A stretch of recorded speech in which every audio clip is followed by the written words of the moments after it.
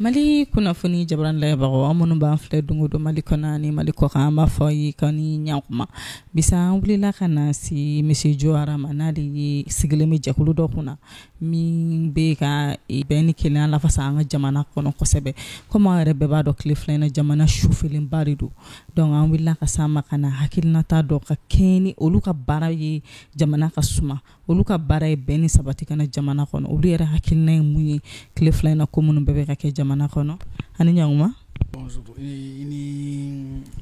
clé. Ne tɔgɔ Mahamadou Jawara ni mission d'appui à la réconciliation nationale ɲɛmɔgɔ ye. Monsieur Jawara i bɛ se k'i da don ɲɛ dama dama walasa an filɛlibagaw bɛ se ka faamuyali kɛ a bɛ se ka kɛ i y'a ɲɛfɔ mais u ko don o don ko mɔgɔ kura de bɛ don ko la donc i b'i da don a la dakuru ɲɛ dama dama ni mission d'appui ye mun ye aw bɛ mun baara la jamana kɔnɔ na. Ayiwa i ni ce i ka ɲininkali la mission d'appui à la réconciliation nationale cakɛda don Mali ɲɛmɔgɔw ye mun bila sen kan san 2017 n'o ye 2017 ye cakɛda in dayɛlɛla kun mun kama o ye ka ministère de la réconciliation madɛmɛ a ka baara kɛtaw la ani baara minnu kalifala la ka madɛmɛ olu waleyali la ka taa kan ministère de la réconciliation yɛrɛ sigira Mali kɔnɔ san 2013 n'o ye 2013 ye donc ka ta 2013 la ka na se 2017 la ministère ye baara kɛ mais a y'a sɔrɔ cakɛda kɛrɛnkɛrɛnnen t'a bolo min bɛ kɛ a bolofaraw ye jamana kɔnɔna na n'o ye région kɔnɔnaw ni fɛnw ye bon n'a bɛ wele ko direction nationale direction régionale bon bɛn sabatili jamana kɔnɔ ani fɔka bɛn ani cɛ bɛn dilanni jamana kɔnɔ bon a mako bɛ maaw la maa minnu ni direction régionale ni direction nationale ka profil tɛ taa ni ɲɔgɔn ye kosɛbɛ kuma dɔw la parce que maa dɔw bɛ yen olu ma kalan tubabu kalan na diplôme t'u bolo fonctionnaire tɛ nka u sigili dɔrɔn jama la a bɛ se ka kɛ sababu ye ka ko dilan dɔw yɛrɛ fana bɛ yen u tɔgɔ gansan fɔli o bɛ kɛ sababu ye ka ko dilan donc n'a fɔra ko ka cakɛdaw sigi région kɔnɔna na ko olu ka kɛ fonctionnaire ye diyagoya la a bɛ gɛlɛya donc o kama mission d'appui à la réconciliation nationale sigira pour que a ka jɔ ni mun ye fɛɛrɛ tigɛtaw ministère de la réconciliation fɛ walasa bɛn ka sabati jamana kɔnɔ o fɛɛrɛw waleyali terrain kan région kɔnɔ ani communes kɔnɔ donc o y'a ka baara dɔ ye bɛnkan sɛbɛn min ni bolonɔ bilala la san 2015 n'o ye accord pour la paix et la réconciliation ka o kunnafoni cari jamana kɔnɔ ka jamanadenw dɛmɛ u ka faamuyali sɔrɔ a la bon o fɛnɛ ye a ka baara dɔ ye en même temps ka ministère yɛrɛ madɛmɛ bɛn sabatili la jamana kɔnɔ kɛlɛ minnu bɛ wuli an ka togodaw la an ka dugu kɔnɔna na ka o kɛlɛ ninnu ka u kunbɛn walima ka ɲɛɲini u la k'u ɲɛnabɔ o y'an ka baara dɔ ye fasodenya jamanadenya jamanaden ɲumanya ani bɛn ni kelenya bɛ sɔrɔ ni hakilina minnu ye olu lafasali jamana kɔnɔ ani k'u yakubaya o fɛnɛ ye an ka baara ye bon a ka can n da tɛna se a bɛɛ ma sa nka an b'a fɔ ko ninnu y'a bakurubaw ye ayiwa ok i ko k'aw ka baara ye ka bɛn ni kelenya sabati jamana kɔnɔ walasa gɛlɛya minnu bɛ wuli an ka togodaw la aw ka se ka fɛɛrɛ sɔrɔ o la mais bi gɛlɛya dɔ b'an ka togodaw la min kɛlen no ka jamana kɔnɔ denw hakili misi kosɛbɛ an yɛrɛ ma faamuyali foyi sɔrɔ a la n'a bɛ f'o ma ko esclavagisme min développelen filɛ Kayi yalima aw ka wuli ka jɔ kɛra mun ye ni ko in na a bɛ ka mun de kɛ walasa ko in ka dabila parce que tile filanan an y'a ye bɔlɔlɔ sanfɛ ko loi juridique tɛ yen min b'a to ko in bɛ dabila aw minnu bɛ yen nin baara in kama aw kɛlen no ka fɛɛrɛ jumɛn tigɛ walasa a bɛ se ka dabila. Ayiwa i ni ce i ka ɲininkali la fɔlɔ baara min kalifala an na pour que an ka se ka baara in kɛ ko ɲuman fo hakilijakabɔ de ka kɛ o de kama bon ne yɛrɛ nana nin ɲɛmɔgɔya la nin y'a san kelen parce que ne nana novembre 2020 bon bi an bɛ début décembre 2021 na donc nin y'a san kelen mais an nalen an y'a ɲini k'a ɲɛdɔn Mali yɛrɛ kɔnɔna na gɛlɛya jumɛnw de bɛ ka bɛn sabatili gɛlɛya ka bɛn sabatili bali jamana kɔnɔ bon n'i y'a ta an y'a ye k'a fɔ gɛlɛya caman bɛ yen nka a bakurubaw ye saba ye an ka laɲini ye mun ye an y'a fɔ nanzarakan na ko construire les fondations solides pour un vivre ensemble harmonieux au Mali dans une reconnaissance et une acceptation des différences et de la diversité. C'est-à-dire an ka se ka lili kolomaw don minnu bɛ kɛ sababu ye ka sigiɲɔgɔnya ko kɛɲɔgɔnya ko o sabati jamana kɔnɔ lahala min na bɛɛ bi i tɔɲɔgɔn lakodɔn a ka yɛrɛya kɔnɔ k'a dɔn k'a fɔ ko bɛɛ y'i yɛrɛ ye nka bɛɛ bɛ to i ka yɛrɛya la i ni mɔgɔ ɲɔgɔn tɔw bɛ ko kɛ ɲɔgɔn fɛ k'a sɔrɔ aw ma don ɲɔgɔn gasi la c'est-à-dire bɛɛ bɛ to i ka danbe kɔnɔ bɛɛ bɛ to ni i ka culture ye bɛɛ bɛ to ni i ka taabolo ye nka an bɛ ɲɔgɔn bonya ka ɲɔgɔn gasi sigi ka ko kɛ ɲɔgɔn fɛ ka ko to ɲɔgɔn ta la o bɛ lasɔrɔ cogo di pour que o ka se ka lasɔrɔ fo bɛnkan de ka sɔrɔ jamanadenw ni ɲɔgɔn cɛ mun bɛ kɛ an ka sigi bɛnkan ye bon feuille de route de transition y'o de fɔ ko pacte de stabilité sociale o bɛnkan in n'an bɛ fɛ ka kɛ bɛnkan sabatilen ye gɛlɛya dɔw de bɛ yen fo k'a sɔrɔ olu ɲɛnabɔra fɔlɔ ye mun ye depuis Mali y'a ka yɛrɛma hɔrɔnya ta fo ka na se bi ma fɛn dɔ bɛ yen nɔ gɛlɛya dɔ b'an kɔ o ye kɔrɔnfɛ kɛlɛ ye o kɔrɔnfɛ kɛlɛ in bɛnkan sɛbɛn min n'an y'an bolonɔ bila la san 2015 o bɛnkan sɛbɛn de kan ka kɛ sababu ye ka sira d'an ma an bɛ se ka sira mun tagama ka bɔ a kɔnɔ nka an y'a ye k'a fɔ o bɛnkan sɛbɛn in yɛrɛ donna gɛlɛya wɛrɛ kɔnɔ ka d'a kan mɔgɔw m'a faamu kosɛbɛ dɔw yɛrɛ fana y'u kɔ dɔn an ma ka sɔrɔ u ma kalan dɔw fana y'a kalan nka u ma sɔn a ma donc a ka kan jamanadenw hakilina ka fara ɲɔgɔn kan ka kɛ kelen ye bɛnkan sɛbɛn in kan walasa a baara bɛ se ka waleya n'a kan ka lafaamuya mɔgɔw kan an bɛ continuer k'a lafaamuya n'a y'a sɔrɔ a lafaamuyali kɔfɛ mɔgɔw bɛ fɛ ka yɛlɛmaw de don a la a fɔra cogo min dialogue national inclusif la ani concertation nationale la an bɛ fara ɲɔgɔn kan ka yɛlɛmaw kɛ nka an ka bɛn fɛn dɔ kan o sira kan filanan ye mun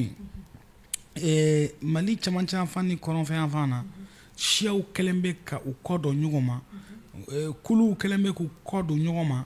ka maramafɛnw ta ka a ɲini bɛɛ ko k'i b'i yɛrɛ lakana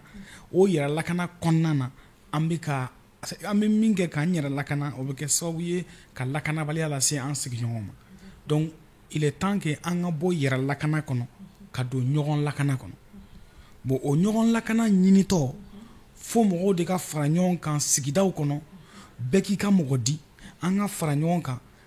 accord y'a fɔ cogo min sigida kelen kelenna bɛɛ kɔnɔna na mɔgɔw ka fara ɲɔgɔn kan ka ɲɔgɔn lakana état bɛ bɛɛ surveiller o baara kɔnɔna na donc o kan ka kɛ normalement ni fɛɛrɛw ye fɛɛrɛ minnu ni accord yɛrɛ y'u prévoir bon ni jamanadenw bɛnn'a kan a ka ca ala fɛ a siraw bɛ se ka sɔrɔ bon o ye filanan ye sabanan ye mun ye o ye fɛn min bɛ ka na ka bɔ ka yan fan fɛ n'o bɛ ka présenter comme jɔnya kɛlɛ c'est vrai jɔnya bɛ yen wa o jɔnya in bi a kɛlen bɛ sababu ye fitinɛw ka wuli maraka jamana kɔnɔna na nka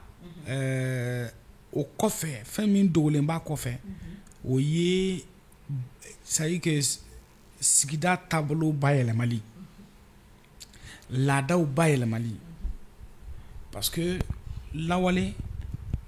an ka maabaw sigira ɲɔgɔn kan u ye sigi kɛ ni ɲɔgɔn ye ni danbe dɔw ye o danbew dilanni kɔnɔna na farafansiyali donna mɔgɔw ni ɲɔgɔn cɛ k'a sababu kɛ baara dɔ kalifala bɛɛ la sigi kɔnɔna na pour que ɲɛnamaya ka se ka sabati f'a k'a sɔrɔ hadamaden kelen kelenna bɛɛ jɔyɔrɔ b'i la sigida kɔnɔ nafa dɔ b'i la sigida kɔnɔ donc baaraw bɛ tila mɔgɔw ni ɲɔgɔn cɛ pour que bɛɛ ka se ka jɔyɔrɔ dɔ sɔrɔ maaw bɛ ɲɔgɔn dafa hɛrɛ ka sabati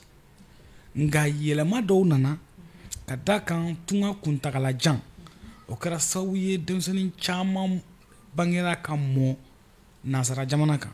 ka hakilina kuraw sɔrɔ ka yecogo kuraw sɔrɔ o yecogo ninnu ni an ka sigida dilanni kɛra ni yecogo minnu ye u tɛ ɲɔgɔn ta kosɛbɛ donc olu wulilen don ka jɔ bi k'a ɲini yɛlɛma ka don sigidaw taabolo la a ka laadaw la ani mɔgɔw farafansali kɛcogo la donc an ye min kɛ a la o ye k'a fɔ an ka stratégie dɔ labɛn min bɛ kɛ sababu ye an ka fɛɛrɛw labɛn minnu bɛ se ka kɛ sababu ye yɛlɛma minnu tɛ taa kɛli kɔ o yɛlɛmaw ka kɛ de sigi ka fɔ ye ani ɲɔgɔn faamu ye o ka fisa u ka diyagoya ni kɛlɛ ani fitinɛ ye donc an b'o baaraw la forum régional organisera Kayi rencontre intercommunautaire caman kɛra région kɔnɔna na kɛlɛw wulila yɔrɔ minnu na an ye wulikajɔw kɛ ka se a yɔrɔw la ka kuma mɔgɔw ni ɲɔgɔn cɛ ka essayer ka fitinɛw da an ye équipe régionale sigi Kayi équipe kun t'an bolo Kayi nka an ye équipe régionale sigi Kayi o équipe régionale ye wulikajɔ caman kɛ Bafulabe mara la qu'on appelle ça Yɛlɛmanɛ mara la Jɛma mara la ka taa Kita mara la vraiment a ye wulikajɔ caman kɛ a yɔrɔw la walasa fitinɛ minnu bɛ ka wuli olu ka se ka da nka hali bi a baara tɔba de bɛ yen bon hakilijakabaw bɛ ka kɛ ka fara ɲɔgɔn kan ministère wɛrɛw bɛ yen minnu fana cɛsirilen b'a ko la comme l'administration territoriale olu fana cɛsirilen don kosɛbɛ a ko la u bɛ ka baara caman kɛ président yɛrɛ ye ci bila k'a fɔ ka fɛɛrɛ bɛɛ ka tigɛ gouvernement fɛ walasa ɲɛ dɔ ka sɔrɔ a ko la donc baaraw bɛ ka kɛ walasa hakilinaw bɛ ɲɔgɔn sɔrɔ mais fo stratégie kelen de ka kɛ sɛbɛn min kɔnɔ fɛɛrɛw bɛ latigɛ ni bɛɛ ye ɲɔgɔn faamu olu kan an bɛ sɔrɔ ka fara ɲɔgɔn kan ka baara dafa sinon an cɛsirilen b'a ko la. mais kuma min bɛ yen mɔgɔw bɛ k'a fɔ ko juridiquement solution t'a la ne bɛ fɛ k'i da don o la ko walawala dɔɔni mɔgɔw ka se ka faamuyali kɛ. bon i b'a dɔn bɛɛ bɛ hakili baara kɛ n'i ka faamuta de ye ani ka hakilinata de ye Mali sariya sunba a kumasen filanan n'o ye article 2 ye o b'a jira k'a fɔ maliden kelen kelenna bɛɛ bɛna diɲɛ na ni hakɛ kelenw ye wala bɛɛ ka kan bɛɛ dama kan ka kɛɲɛ hakɛ ko la jamana kɔnɔ maa ma fisa ni maa ye maa ti maa sanfɛ fo ni mun ka cɛsiri ye min d'a ma ka tɛmɛ min kan est-ce que i y'a faamu donc n'i y'o ta dɔrɔn o kelen bɛ se ka kɛ sababu ye k'a fɔ ko sariya ye fɛn dɔ fɔ a la filanan ye mun ye mɔgɔw b'a fɔ ko non ko sariya kɛn tɛ ka fɛn fɔ a la nka sariya ye fɛn minnu kɔn ni o jɔnya waleyali wolola olu la sariya ye fɛn fɔ a la wala fɛn fɔ a la a fɔra ko maa kana dankari i maa ɲɔgɔn farikolo la a fɔra ko maa kana dankari i maa ɲɔgɔn ka yɛrɛma hɔrɔnya la a ka kɛ a sagoya la ka taa yɔrɔ mana ja ka segin yɔrɔ mana ja ka sɔrɔ a ma dankari maa wɛrɛ ka hakɛ la bon a fɔra ko maa kana maa wɛrɛ neni walima k'a lebu c'est pas ne bɛ ka kuma faamu ko kana maa wɛrɛ ka bolofɛn minɛ a la k'a bɔsi a la ka sɔrɔ a ma k'a sagona ye walima a ma kɛ sariya kan bon donc en un mot mɔgɔw bɛ ka min kɔn n'i y'a jateminɛ waleyali la actes concrets bɛ yen qui sont réprimés par la loi code pénal b'olu ta en charge code civil b'u ta en charge donc en un mot c'est vrai hali n'a y'a sɔrɔ esclavage yɛrɛ jɔnya yɛrɛ ma sɛbɛn tigitigi k'a fɔ ko bon ni mɔgɔ min ye jɔnya kɛ nin bɛ kɛ a tigi ka ɲangili ye nka fɛn minnu bɛ bɔ a kɔnɔ olu kelen kelenna bɛɛ fɔra sariya kɔnɔ o de kama n b'a fɔ ɲɔgɔn faamubaliya don maintenant fɛn filanan mun b'a la o ye k'a fɔ jɔnya in a donna laada kɔnɔ nka laada kɔnɔna na a jɔnya prévoilen don cogo min en réalité ani a bɛ ka waleya cogo min bi u ti kelen ye kosɛbɛ parce que qu'on appelle ça Amadou Abateba de tun b'a fɔ a ko trop souvent on nous prête des intentions qui ne sont pas nôtres. On interprète nos coutumes et nos traditions en fonction d'une logique qui, sans cesser d'être une logique, n'en est pas une chez nous. C'est-à-dire, kuma caman u bɛ fɛn fɔ an kan walima u bɛ ŋaniya dɔw fɔ k'a fɔ k'olu y'an ta ye k'a sɔrɔ tiɲɛ tɛ u b'an ka laadaw n'an ka danbew k'u faamu cogo la cogo min ye qu'on appelle ça hakili tɛmɛsira dɔ ye mais anw de ka hakili tɛmɛsira tɛ je sais pas ni y'a faamu c'est pour dire quoi fɛn fɛn n'a dilanna danbe kɔnɔ laada kɔnɔ a dilanna ka bɛn ni hukumu dɔ de a dilanna ka bɛn ni lahala dɔ de i bɛ taa sɔrɔ fɛn dɔw de bɛ yen a tun kan ka minnu ɲɛnabɔ a don nka n'i y'a bɔ o minɛn kɔnɔ k'a bila minɛn wɛrɛ kɔnɔ yeli bɛ hakilina wɛrɛ di min tɛ a kɛkun hakilina ye bon bibi in na an ka société a ye bayɛlɛmali caman de ye a dilan kuma ni bi cɛ arabuw tɛmɛna olu y'u ka taabolo n'u ka hakilinaw jagoya sigi an kunna diinɛ hukumu kɔnɔ olu bɔlen ayiwa nansaraw fana nana olu fana nana n'u ka yecogo n'u ka hakilinaw ye bon an yɛrɛw waleyali an ka waleyali kɔnɔna na bon an ye fɛn caman ta an ni an diyaɲeko sira fɛ donc en un mot laada tun bɛ cogo min a caman t'a cogo la bi a caman kɛra kun min kama bon a tun bɛ fɛn minnu ɲɛnabɔ i bɛ t'a sɔrɔ olu yɛrɛ tɛ yen tuguni bi donc diyagoya f'an ka yɛlɛma dɔw don nka yɛlɛma ninnu kan ka don ni cogo min ye o ye sigi ka fɔ ɲɔgɔn faamu bɛnkan nka n'a fɔra ko k'a kɛ ni fanga ye dɔ ka na dɔrɔn ka na ni fanga ye ka imposer hali ni mɔgɔ min tun bɛ sɔn a ma n'a nana nasira dɔw fɛ o tigilamɔgɔ bɛ sɔn ka bɔ ka ban a ma donc o kama an kan ka kɔn an kana to fitinɛ ka don dugu kɔnɔ ka don jamana kɔnɔ ka hakɛ dɔ sɔrɔ an kan ka kɔn a ma teliya la ka sigi ka fɔw boloda ka kumaɲɔgɔnyaw lasigi walasa bɛnkan bɛ se ka sira sɔrɔ n'an bɛnna fɛn dɔ kan o na sɔn ka kɛ an ma sababu ɲuman ye an ka yɛlɛma ko ɲuman sɔrɔ ka sɔrɔ a ma kɛ ni tiɲɛni ye. Monsieur Jawara i ko k'a ka baara fanba bɛ taa togodaw la walasa bɛn bɛ se ka sabati mɔgɔw ni ɲɔgɔn cɛ cogoya min na an dun ɲɛ b'a la bi togodaw de sufɛlen don kosɛbɛ mɔgɔw ka ɲɔw bɛ ka jeni mɔgɔw bɛ ka wuli ka b'u sigiyɔrɔw la Monsieur Jawara aw ka ɲinini kɔnɔna na aw bɛ se ka mun de fɔ jamana kɔnɔdenw ye walasa aw bɛ se ka faamuyali kɛ wa est ce que mɔgɔ minnu bɛ ninnu ko ninnu kɔfɛ a bɛ dɔ dɔn a la wa. Ayiwa n bɛ se ka min fɔ a la Mali ka bon n'i y'a ta région na jamana ka bon n'i y'a ta cercle na jamana ka bon an bɛ kilomɛtiri miliyɔn 1 ani 440 ani 40 ani qu'on appelle ça ani ba 4 di ba fila c'est ça 1 241 000 hein 238 km²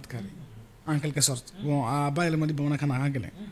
mais 1 241 000 1 ani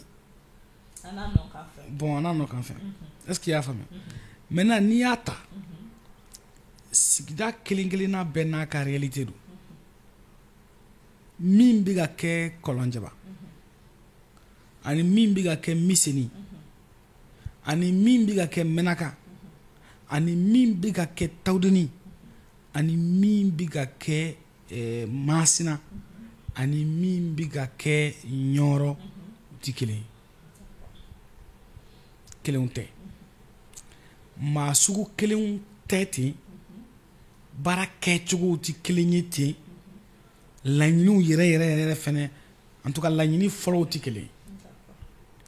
nka fɛn dɔ de bɛ yen an k'o fɔ ɲɔgɔn ye i mana dugu o dugu ta Mali kɔnɔ bi tiɲɛnikɛla o tiɲɛnikɛla n'i mana ta Mali kɔnɔ bi ni sigidala mɔgɔ tɛ i bɛ taa sɔrɔ sigidala mɔgɔ b'a nɔfɛ est ce que i y'a faamuya n'i y'a ta Masina ka jigin ka taa fo dɔgɔnɔdugu la ka taa Yuwaru Tɛnɛnku Koro tout ça la i b'a ye k'a fɔ cɛ jamana kɔnɔdenw yɛrɛ de faralen bɛ maa wɛrɛw kan ka na ni degun ye ka se jamana ma olu fana b'o o taama sira ta ni kumakan dɔw ye k'a fɔ ko non hakɛ kun tɛ di a sira kan k'a fɔ ko bin kun kɛn bɛ dɔw kan k'a fɔ ko sariya kun tɛ kɛ a sira kan nka olu fana bɛ ka na ni wale mun ye o fana tɛ ka sariya di mɔgɔw ma dɛ parce que u bɛ ka bin mɔgɔw kan u bɛ ka duguw jeni u bɛ ka mɔgɔw ka sɔrɔfɛnw minɛ u la tiɲɛni caman wɛrɛw bɛ ka kɛ a kɔnɔna na n'i y'a ta par exemple ka yan fan fɛ an y'a fɔ cogo min maa dɔw de wulilen don ka jɔ k'a fɔ ko f'olu ka kɛ u yɛrɛ ma hɔrɔn ye ko fo olu ka bɔ lahala kɔnɔ lahala y'u bila lahala mun kɔnɔna na bon o waleli kɔnɔna na olu fana bɛ ka wuli ka jɔ kɛ ni sira dɔw ye sira minnu bɛ ka kɛ degun ye maa wɛrɛw ma bon olu fana bɛ ka wuli ka jɔ kɛ k'u kunbɛn donc o bɛ ka kɛ fitinɛ ye n'i y'a ta kɔrɔnfɛn fan fɛ maaw farala ɲɔgɔn kan k'a fɔ k'olu bɛ fɛ k'u ka yɛrɛma hɔrɔnya ta ka fara ka bɔ Mali la a kɛlɛ kɛra san caman ka wolo bɛnkan sɛbɛn na nka olu kɛrɛfɛ maa wɛrɛ fana bɛ yen minnu ko k'olu bɛ fɛ ka diinɛ olu sagona diinɛ walima diinɛ sabatili u ka sira fɛ k'olu bɛ fɛ k'o de jagoya mɔgɔ tɔw kan n'a bɛ wele ko terroriste donc olu bɛ ka baara kɛ cogo dɔ la bon olu ka baara fana bɛ kɛ degun ye mɔgɔ tɔw ma nka o bɛɛ tɛmɛnen kɔ dugu wɛrɛw la i bɛ taa sɔrɔ siya minnu sigilen bɛ ɲɔgɔn kɛrɛfɛ olu de bɛ ka ɲɔgɔn kɛlɛ par exemple bagan marala sɛnɛkɛla olu bɛ se ɲɔgɔn ma ka d'a kan jiw bɛ ja joona kungo kɔnɔna na bon n'i jiginna ka na baganw bɛ segin ka na ka sɔrɔ suma ma se bɔ ye ka ɲɛ donc finalement baganw mana na o bɛ suma dun bon sɛnɛ bɛ kɛ fu ye walima i bɛ taa sɔrɔ bagan kan ka tɛmɛ sira min fɛ dɔw bɛ to k'a ka foro ye ni daba bagan nana a ka sira fɛ a nana foro sɔrɔ a bɛ don foro kɔnɔ kɛ a bɛ fɛnw kɛ donc gɛlɛya sugu ka ca amma i bɛ se ka mun an bɛ se ka min fɔ o ye k'a fɔ maliyɛnw olu de dɛsɛ bɛ ka ɲɔgɔn faamu ka sɔn ɲɔgɔn ta ma ka bɛn ɲɔgɔn ta ma walasa sigi bɛ ja u ni ɲɔgɔn cɛ bon o bɛnbaliya o kɛra sababu ye ka don yɔrɔ di dunanw ma dunan minnu ka laɲini ye an farafarali ye ani jamana yɛrɛ ka basigibaliya ye est-ce que i y'a faamuya donc c'est un peu ça baara ka gɛlɛn fanga bolo baara ka gɛlɛn finitigiw bolo ka da kan n'i ye armée bila ka taa terrain kan armée bɛ taa jɔn sɔrɔ a ɲɛ i bɛ taa sɔrɔ fulakɛ bɛ yan dɔgɔnɔkɛ bɛ yan a fila bɛɛ ye maliyɛn bɛɛ b'i ka so armée bɛ mugu ci jɔn na ka jɔn to yen a bɛ jɔn choisir ka jɔn to yen i bɛ taa dugu kelen kɔnɔna na i bɛ taa sɔrɔ dugutigi bɛ dugu kɔnɔ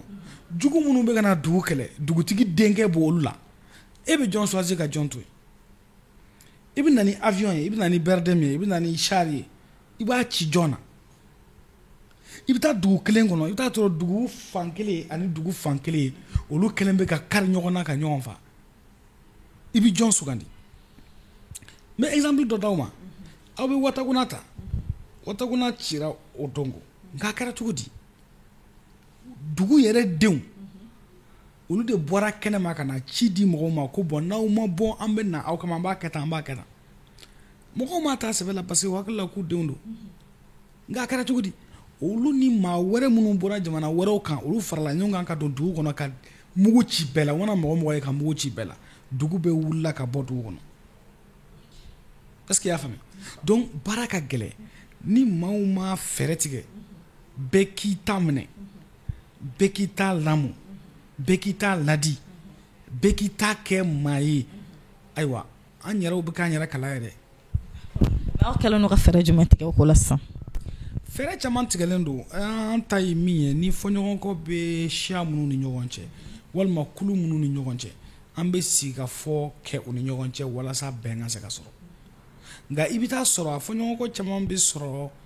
mako dɔw de nɔfɛ bon o mako ninnu dilanni gouvernement ka cakɛda wɛrɛw de bɛ jɔ n'olu ka baara ye donc o kama an bɛ ka fɛɛrɛw tigɛ walasa an ni gouvernement ka cakɛda tɔw bɛɛ ka se ka fara ɲɔgɔn kan an n'an dɛmɛbajugu jɛkulu bɛɛ ka se ka fara ɲɔgɔn kan walasa an bɛ baara min kɛ n'o ye sanjikɔrɔ wɔsi ye o ka se ka dafa ni dafalan ye mun b'a to a bɛ kɛ baara nafama ye min nafa ye nafa kuntagalajan ye par exemple n'a y'a sɔrɔ mɔgɔ 2 kɛlɛla nka i bɛ taa sɔrɔ u kɛlɛla jiko de nɔfɛ cakɛda min bɛ jɔ ni jiko ye an bɛ se ka kuma ni ɲɔgɔn cɛ kɛlɛ ka ban u ka segin ɲɔgɔn ma nka mako mun y'a to kɛlɛ nana fo mako ka dilan dɛ donc cakɛda min bɛ jɔ ni jiko dilanni ye o cakɛda ka fara anw kan an ka ɲɛ sɔrɔ u ka jiko la n'a y'a sɔrɔ fɛn wɛrɛ don maa min kan ka jɔ n'o ye o fana ka fara an kan an ka ɲɛ sɔrɔ o ko la o bɛ kɛ sababu ye ka bɛn sɔrɔtaw k'o kɛ bɛn kuntagalajanw ye bon yɔrɔ dɔw fana bɛ yen o tɛ ɲɛ fo kɛlɛ kɔ kɛlɛ nafa yɔrɔ jumɛn terroriste minnu bɛ na dugu kɔnɔ n'olu bɛ na k'a fɔ ko fo jama ka tugu olu ka taabolo kɔ olu tɛ se ka ɲɛnabɔ cogo wɛrɛ la ni kɛlɛ tɛ maa minnu n'u bɛ fɛ ka kumaɲɔgɔnya kɛ kumaɲɔgɔnya bɛ se ka kɛ olu fɛ nka minnu tɛ fɛ ka kumaɲɔgɔnya kɛ olu bɛ kɛlɛ de dɛ voilà bon je pense que faamaw bɛ labɛnw na walasa ka se ka olu kɛlɛ u kɛlɛko ɲuman na nka fɛn fɛn ye an ta ye n'an n'u bɛ se ka sigi ka fɔ kɛ an kɔni b'an jija kumalasew ka se ka kɛ bɛnkanw ka se ka sɔrɔ jamana ka se ka basigi sɔrɔ an ye faamuyali sɔrɔ la toujours halisa bɛn okumu kɔnɔna na an y'a ye an ka jamana ni communauté internationale cɛ ka gɛlɛn bi kosɛbɛ u yɛrɛ bɛ nale tuguni ka segin ka nale 12 aw ka jɛkulu ye bɛ ka mun de kɛ stratégiquement walasa ka se ka jamana dɛmɛ an ka se ka ni gɛlɛya in kunbɛ cogoya min na bon anw ka baara o ye jamana kɔnɔna ye fɛn min ye jamana kɔkanko ye mission d'appui à la réconciliation ma bila o la fɔlɔ cakɛda min bɛ jɔ n'a ye o ministère des affaires étrangères nka n'aw ye ne yɛrɛ ɲininka n ka hakilina na ne bɛ se ka n ka yɛrɛ ka hakilina fɔ mais o ni mission d'appui ka baara o tɛ kelen ye fɔlɔ ye mun ye i b'a jateminɛ k'a fɔ ko fɔlɔ ye mun ye i b'a jateminɛ k'a fɔ communauté internationale ye faamuyali baliya sɔrɔ Mali kungo la depuis kow daminɛna munna parce que Mali bɛ transition min kɔnɔ ani Afrique delilen bɛ transition minnu na o tɛ kelen ye ani Mali yɛrɛ tun delilen bɛ transition minnu na o fana tɛ kelen ye n'i y'a jateminɛ transition fɔlɔ n'o ye Musa ka transition ye 1968 a kɛra période d'exception de kɔnɔ période d'exception ye mun ye waati min tɛ sariya sunba kɔnɔ o ye période d'exception ye transition filanan n'o ye ATT ka transition ye o fana kɛra période d'exception kɔnɔ parce que Musa ka constitution n'o y'a ka sariya sunba ye u y'o bɔ yen yanni sariya sunba wɛrɛ ka sigi donc olu fila ka furancɛ kɔnɔna na o de kɛra transition nka zen an bɛ transition min kɔnɔ c'est une transition démocratique et constitutionnelle an tɛ période d'exception kɔnɔ dɛ on est dans la 3e république o kɔrɔ ye mun ye fanga furancɛ fanga min b'an bolo bi a lili donnen don sariya sunba kɔnɔ a ɲɛ bilalen don sariya sunba fɛ a kɛcogo fɔlen don sariya sunba fɛ wa a kɛra ka damakɛ ɲini sariya sunba ka fɔlen donc an tɛ période d'exception kɔnɔ bon ni jamana mun bɛ ka mara a yɛrɛ ka sariya sunba ka fɛɛrɛw fɛ sanction kɛ kun o jamana kunna parce que n'i y'a jateminɛ an ka sariya sunba a bɛ ɲɛfɔli kɛ jamana maracogo la jamana kan ka mara ni sira jumɛnw ye ko ko jamana fanga a bɛ jamanadenw de bolo olu de bɛ fanga di olu de ye fanga dibagaw ye fanga yɛrɛ fɛnɛ bɛ di olu de ma u mana sɔrɔ fɛnɛ u b'a baara kɛ jamanadenw de ye le pouvoir du peuple par le peuple et pour le peuple est-ce qu'il y a faamuya maintenant pour que Mali jamana ɲɛmaaw ka sugandi an ka sariya sunba ko jamanadenw bɛ wele qu'on appelle ça sigidaw kɔnɔna na u bɛ bɔ ka taa maa sugandi maa min man'u ja ka jamana kalifa o la wagati kɔnɔ ka fanga kalifa a la wagati kɔnɔ o bɛ kɛ ni mun ye o bɛ kɛ ni cakɛdaw ka ɲɛmɔgɔw sugandiliw de ye fanga bondaw ɲɛmɔgɔw sugandiliw o fanga bondaw ye jumɛn ye fanga bonda mun ka maaw jɔlen bɛ ni jamana ka nafolo tali ye a n'o nafolo labaarali ni siraw ye sira minnu bɛ jamanadenw mako ɲɛnabɔ a bɛ fɔ olu de ma ko pouvoir exécutif ani maa minnu bɛ sugandi jamanadenw fɛ olu ka taa kuma jamanadenw tɔgɔ la ka kɔlɔsili kɛ ni baara kɛta bɛ ka taa jamanadenw ka nafa sira fɛ ani ka sariyaw bato sariya minnu bɛ se ka boli jamanadenw kan a sabanan ye mun ye maa minnu bɛ jɔ ni jamana kiiri kɛli ye jamanadenw tɔgɔ la n'o ye pouvoir judiciaire ye maintenant fanga fɔlɔ olu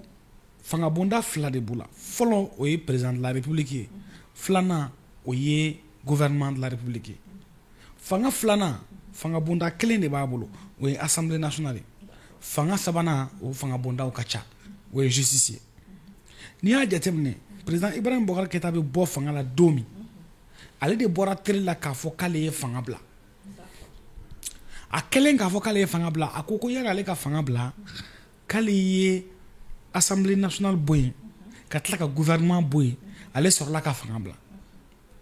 donc o kɔrɔ ye mun ye fanga bonda saba olu de bɔra yen yɔrɔnin kelen o fanga bonda saba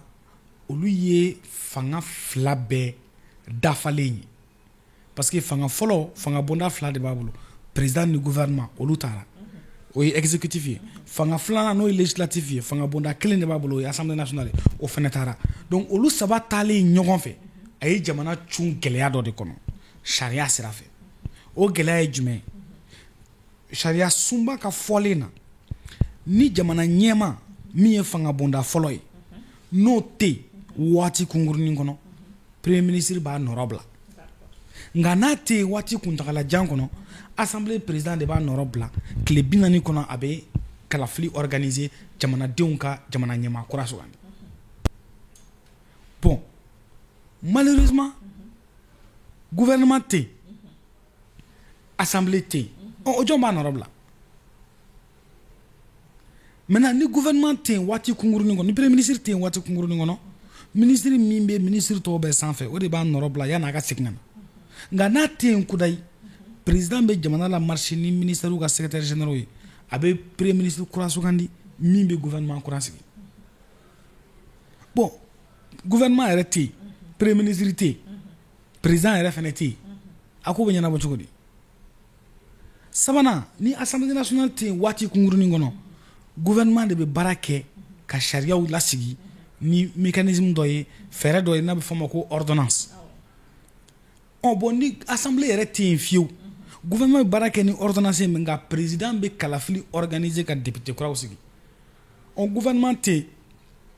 président tɛ yen jɔn bɛ assemblée nɔrɔ bila donc sariya sunba ye fɛɛrɛ o fɛɛrɛ tigɛ walasa fanga bondaw mana sɔnsori fɛɛrɛ ka tigɛ mun b'u wuli ka jɔ u sen kan n'o ye mécanisme d'intérim temporaire ni définitif ye olu si tɛ se ka waleya ka da kan fanga bonda saba ninnu minnu kan ka ɲɔgɔn madɛmɛ olu bɛɛ de taara ɲɔgɔn fɛ est ce que i y'a faamuya donc maintenant o kɛlen an ka sariya sunba bɛ mun de fɔ parce que jɔsen 13 de b'an ka sariya sunba na jɔsen 12 olu bɛ ɲɛfɔli kɛ jamana maracogo ɲuman na c'est à dire que jamana kan ka mara ni cogo min ye normalement o ye le fonctionnement de la République par les institutions de la République, eux-mêmes jouissant du suffrage universel direct, donc de la légitimité du peuple. maintenant n'an dɛsɛra ka baara kɛ ni o sira ye jɔsen 13nan o tɔgɔ ye ko disposition transitoire donc o ye fɛɛrɛw ye fɛɛrɛ mun ye camancɛ fɛɛrɛw ye c'est à dire fanga furancɛ fɛɛrɛw ye est ce que i y'a faamuya bon an ka sariya sunba a kumasen 121 na n'o bɛ wele ko article 121 o b'a fɔ ko fanga o fanga Mali kɔnɔ f'a lili ka sɔrɔ sariya sunba kɔnɔ tout pouvoir en République du Mali doit tirer son fondement de la Constitution. Bon, an ka sariya sunba jɔsen 13nan min tɔgɔ ye disposition transitoire o bɛ lili di transition ma an ka sariya sunba kɔnɔ donc o b'a to n'i y'an ka sariya sunba ka kumasen qu'on appelle ça 121 ta k'o kalan k'a tɛnku ni sariya sunba ka jɔsen 13nan ye i b'a ye k'a fɔ ko transition b'a ka source sɔrɔ constitution kɔnɔ maintenant sariya sunba ka kumaden 122 n'o ye article 122 ye n'o bɛ jɔsen 13nan kɔnɔ o b'a jira k'a fɔ ko gouvernement de transition ani conseil de transition olu de kan ka fara ɲɔgɔn kan ka jɔ ni fanga ka baaraw n'a ka fɛɛrɛw bɛɛ ye yanni fanga bondaw bɛ segin o yɔrɔ la c'est-à-dire que le gouvernement et le CTSP qui était à l'époque le conseil de transition assure le bon fonctionnement des pouvoirs publics jusqu'à l'installation des nouvelles institutions. Dans le cadre de quoi? Dans le cadre de la transition. La transition qui est quoi? Qui est un pouvoir d'exception prévu dans la Constitution au titre 13, intervenant lorsque les institutions de la République sont dysfonctionnelles de façon irréparable par les mécanismes d'intérim temporaire et définitif. Est-ce qu'il y a famille? Donc, au de kama concertation, si ka fo min fora le 10, 11 et 12 septembre 2020, septembre kalo kle tan ni kle ani tani saba. Wele kan blala jamana denw ma u ye si ka fɔ kɛ région bɛɛ kɔnɔ région bɛɛ y'u ka lasigidenw bila ka na Bamako ka si ka fɔba kɛ ka jateminɛ kɛ nin camancɛ fanga in a ɲɛmaaw bɛ sigi cogo di sariya sunba y'a fɔ cogo min parce que organe de transition de kan ka institution remplacer o organe de transition olu ka légitimité bɛ sɔrɔ cogo di institution ta bɛ sɔrɔ ni suffrage universel ye jamanadenw bɛ bɔ ka taa voter nka zeyi na tan t'an bolo ka vote organiser ka kalafili organiser région bɛɛ kɔnɔ donc an bɛ jamanadenw wele kulu ni kuluw de parce que sira fɔlɔ fɛ jamanadenw bɛ sɔrɔ sigidaw de kɔnɔ nka sigidaw ta tɛ se ka ɲɛ sɔrɔ waati koroni kama donc kuluw de bɛ wele jamanadenw tilakalalen don kuluw ni ɲɔgɔn cɛ kulu fɔlɔ o ye société civile ye kulu filanan o ye classe politique ye kulu sabanan o y'an ka finitigiw ye donc la classe politique la société civile et les forces armées de défense et de sécurité olu de bɛ fara ɲɔgɔn kan olu de bɛ wele ko force vive de la nation olu mana fara ɲɔgɔn kan sigikafɔba kɛnɛ kan olu bɛ bɛn fɛn min kan o de bɛ wele ko consensus national o consensus national de bɛ légitimité di transition ɲɛmaaw ma organe de transition ɲɛmɔgɔw ma est ce que an bɛ ka ɲɔgɔn faamu donc an ka sariya sunba ye sira mun bila an kɔrɔ ni nin lahala sugu nana jamana kɔnɔ o sira de ye nin ye nka a hakilina sen bɛ yɔrɔ la CEDEAO mɔgɔw ka démocratie faamuyali ma se o niveau la. donc e bɛ fɛ ka fɔ sisan an ka démocratie bɛ CEDEAO ka faamuyali ɲɛ. an ka démocratie a fɛɛrɛw tigɛli a n'a hakilinaw dilanni a bɛ CEDEAO jamana bɛɛ ta sanfɛ bɛɛ b'o kalama ka sɔrɔ bi tɛ yanni 2012 cɛ Mali de tun ye modèle ye Mali de tun ye exemple ye wa hali sini jamana tɔw de bɛ déplacer ka na Mali la ka na kalan an ka démocratie kɛcogo la an ka démocratie sera hakɛ dɔw ma hakɛ min ka bon olu ka expérience ma n'i y'a jateminɛ mɔgɔ caman b'a fɔ ko non crise mun kɛra 2012 ani crise mun kɛra IBK ka fanga dafiri waati ko b'a jira k'a fɔ ko démocratie tɛ Mali la mais mɔgɔw m'a faamu mun de kɛra maliden ye démocratie ka hakɛw ta k'u faamu k'u don ba la k'i cɛsiri n'u ye ka se hakɛ ma hakɛ min taara ka ɲɛmɔgɔw ka faamuyali an'u ka fɛɛrɛ tigɛtaw to kɔfɛ fɔlɔ jamanaden kun tɛ kunnafoni jɔnjɔn sɔrɔ n'i ma min fɔ ORTM na mɔgɔ t'a mɛn bi bi in na jamanadenw bɛ kunnafoni sɔrɔ ni ORTM ma sɔn k'a fɔ télé privé b'a fɔ radio privé b'a fɔ n'olu si ma kɛ réseaux sociaux b'a to i bɛ to i ka foro kɔnɔ i bɛ bɔ a kalama fɛn min kɛra kunun conseil des ministres mana kɛ ni ORTM ka journal tɛ mɔgɔ si t'a mɛn o bi bi in na conseil des ministres ma ban yɛrɛ fɔlɔ kunnafoni bɛ bɛɛ ka téléphone kɔnɔ est-ce qu'il y'a faamuya fɔlɔ yanni maaw ka se ka fara ɲɔgɔn kan kunnafoni ka cari maaw ka fara ɲɔgɔn kan fo dɔ ka taa fɔ dɔ ye o k'a fɔ dɔ ye dɔ k'a ci dɔ ma dɔ k'a ci dɔ ma nka bi bi in na i b'i sigi i ka téléphone na maa ba yirika bɛ kunnafoni sɔrɔ seconde kelen kɔnɔna na olu bɛɛ bɛ se ka wuli ka jɔ kɛ ɲɔgɔn fɛ donc jamanaden sugu de yɛlɛmana k'a sababu kɛ démocratie lili don kojugu ye jamana kɔnɔ donc o jamanaden nana se yɔrɔ la a ka faamu a n'a ka fɛɛrɛw a n'a yɛrɛ ka hakilina olu taara ka jamana fɛɛrɛw ani jamana ɲɛmaaw ka fɛɛrɛ tigɛlenw ka taa k'olu dan o de kɛra gɛlɛya ye jamana ɲɛmaaw dɛsɛra ka jamanadenw koron k'u mara n'u ka fɛɛrɛw ye donc c'est une évolution de la démocratie en fait le degré de la citoyenneté démocratique en termes d'acquisition des libertés des mécanismes de synergie et de l'esprit citoyen d'exigence et de rigueur des citoyens ont excédé les mesures des dirigeants et les mesures même de la gouvernance classique. Et le défaut de mise à jour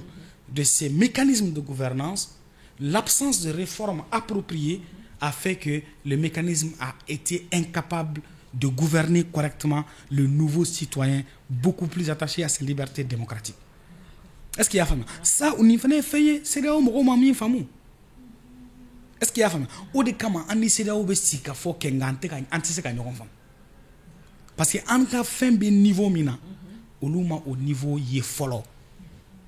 Au de bekato halibi ou beni sranka. Nga nous ma femme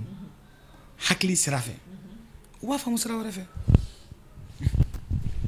Il a beau sera joué. Mais wa fam sera refe parce que jamana to deum beka Mali laje ka Mali sera tama. Nous ma femme an mega fuyi chugumi. Ou ka jamana deum mana wuli ka anta nyoron ke yi. Una famu ke. Ay famal soro. Iko ka ye to do la kana baga ye kliflaina. France ka convoi do kun bloquer le Burkina ni Niger ni ɲɔgɔn cɛ ko fo convoi nani i yɛrɛ sɔrɔ Gawo kɔnɔna na aw ɲani aw ye ɲinini kɛ n'i y'a sɔrɔ convoi inconvénient dugudenw ma wa bon tiɲɛna c'est vrai convoi in ka ko kɛra mais a y'a sɔrɔ ne bɛ kɔrɔnfɛ yan fan fɛ n bɛ mission na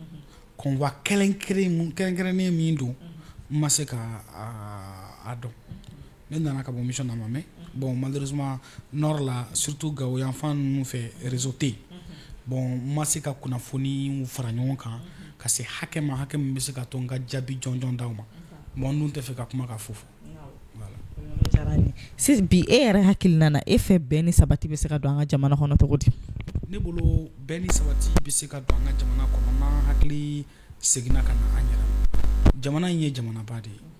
n'a fɔra ko jamanaba don k'a fɔ k'an b'an yɛrɛ sukaro o tɛ dɛ ayi an bɔra jamanaba la parce que an bɔra jamana kɔrɔba la jamana kɔrɔba min don waatiw tɛmɛna diɲɛ kɔnɔ diɲɛ yɛrɛ kɔnɔ jamana kun t'an sanfɛ n'i y'a ta san 300 na tubabu jate la le 3e siècle n'i y'a ta o la diɲɛ yɛrɛ faralen ɲɔgɔn kan pratiquement jamana kun tɛ an sanfɛ empire du Ghana waati n'i y'a ta san 112 waati la n'o ye 12e siècle ye i b'a ye k'a fɔ ko diɲɛ yɛrɛ bɛɛ kɔnɔ fɛnɛ jamana wɛrɛ kun t'an sanfɛ o yɛrɛ fɛnɛ tɛmɛnen kɔ empire Sɔngoyi waati bon o fɛnɛ na an de kun bɛ sanfɛ bon o jamana ba sugu o tɛ jamanaden ye n'i y'a jateminɛ maliyɛnw kan k'a dɔn parce que hadamaden a bɛ fɔ an ka farafin dɔnni la ko jiridɔn sodɔn yɛrɛdɔn de ɲɔgɔn tɛ kun de b'a la ni maa ti fɛn min dɔn i tɛ se ka k'o fɛ o donc maa ka k'i yɛrɛ fɛ a bɛ sɔrɔ i k'i yɛrɛ dɔn de la i k'i yɛrɛ dɔn i k'a dɔn i bɔra min na min bɛnnen don i ma min bɛnnen t'i ma min bɛ se ka na ni ɲuman ye i ma min bɛ se ka na ni tiɲɛni ye i ma bon n'i y'a jateminɛ bi bi in na maliden kelen kelenna bɛɛ jamu de b'i la o jamana dɔw bɛ yen jamu tɛ yen koyi jamana dɔw bɛ yen jamu tɛ yen dɛ maa kelen kelenna bɛɛ b'i yɛrɛ ye mais jamutigi t'a yɛrɛ ye dɛ n'a fɔra i ma ko Tarawele bɛɛ n'a dɔn k'a fɔ k'i ye min ye parce que Tarawele ma sɔrɔ gansan na Tarawele ye min ye mɔgɔw b'a kɔrɔ dɔn n'i sera jama la maaw cɛla n'a fɔra i ma k'i Tarawele i yɛrɛ fana na sɔn i yɛrɛ ye o tɛ yan o cogo kelen na n'i y'a fɔ ko Ture n'i y'a fɔ Keyita n'i y'a fɔ Mayiga n'i y'a fɔ Kulubali n'i mana fɛn fɛn fɔ i mana fɔ Jawara i mana fɛn fɛn fɔ bɛɛ kelen kelenna danbe dɔ de b'i la ka da i jamu kan bon ni an bɛɛ y'an janto jamu minnu b'an na ka olu don ba la